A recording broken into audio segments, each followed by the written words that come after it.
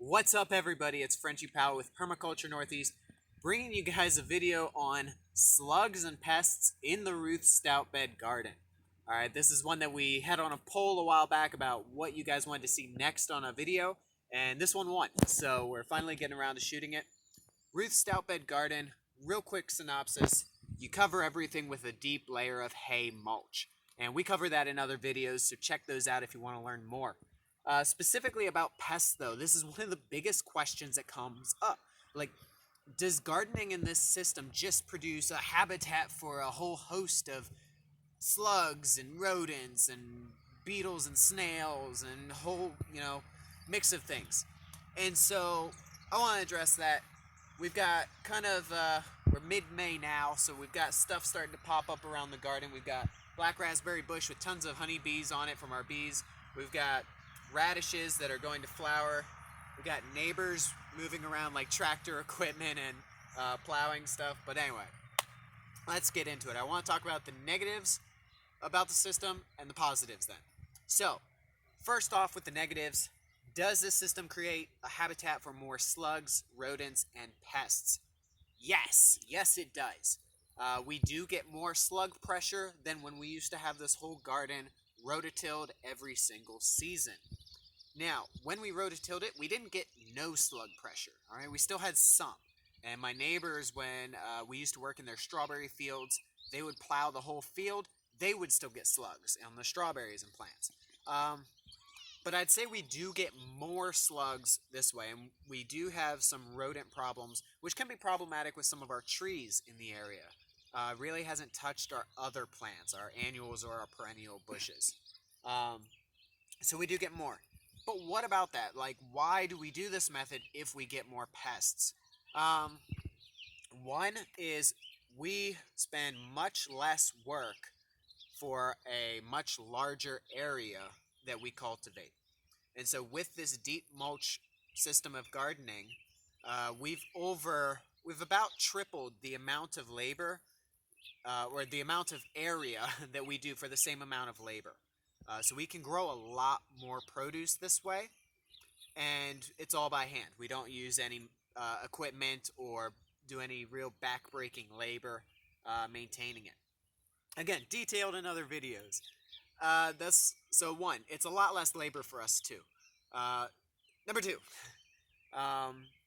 with the slug pressure, it really comes about when the plants are small. All right, you kind of really see this pressure being a problem, and then as the plants grow, the problem really dies down. So like these radishes, we have Chihuahua fruit radish, a sweet radish here, that we planted a bed here and a bed over here. And they came up, and really early on, they were pretty bug-eaten, whether it was slugs or little beetles or other things that nibbled on the leaves. It even still has some pressure. But, when the plant's small, it's more susceptible. The biggest problem we have with slugs is with our beans. When our beans come up, they really get hammered. And we've been trying ways to solve that. We actually have recently been putting spearmint, mint, like catmint, peppermint, around, like breaking it up, crumpling it, and putting it around the plants. And that works for a couple days. It seems to keep the insect pressure off of them. But really, we're just hoping that they grow quickly. And then once they get above probably 8 inches or so of height, they really don't have problems with slugs and pests that we've found. Our strawberries don't really have problems with them, no more than you'd find anywhere else. Anyway, but with that, plants still grow. We've got some lettuce here that people are always like, slugs will devour our lettuce. We've got lettuce here that came up from seed by itself. It was self-sown. And that grew up just fine. It's small because it's early season. We've got another bed of lettuce that, honestly, I thought the lettuce would be devoured more than like beans and peas, but it's hardly touched at all. I don't know why, but it does.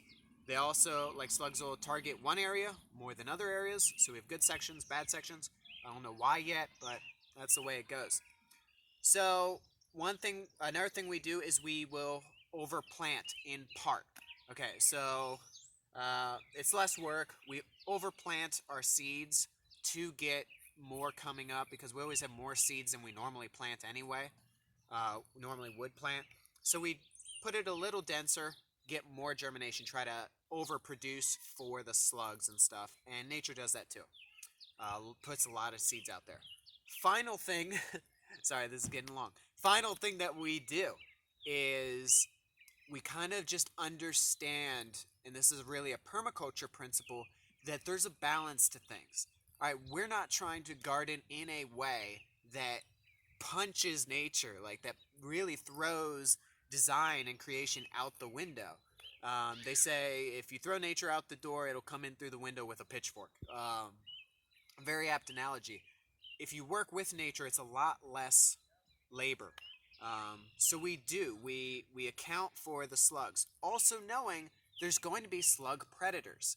All right, the same habitat that boosts up slug population also accounts for providing habitat for slug predators, predatory beetles, toads, frogs, stuff like that. Salamanders, things that eat slugs, also live in this environment. Um, Weasels can find their way into the garden and get rodents. Owls will swoop in and catch stuff. So accounting for an increase in one predator accounts for another increase in those predators. And so really we're looking at the whole system when we do this versus a we will domineer everything and we will conquer everything. And so this idea of a partnership garden really kind of keeps our pest populations at bay and accounts for it. We still get great harvests. We still get great yields. Our plants thrive. Some die, most live. And so that's the method that we use when we garden with our Ruth Stout gardening. And it's always going to be worse like that first year when everything's still in an imbalance. But year after year, this garden gets better. Your populations get evened out. Your soil improves. And it's a win-win. So that's it, guys. Thanks for checking out our video today. Be sure to subscribe and hit the little bell thing for notifications on new videos. Thanks for checking out Permaculture Northeast. Frenchie out.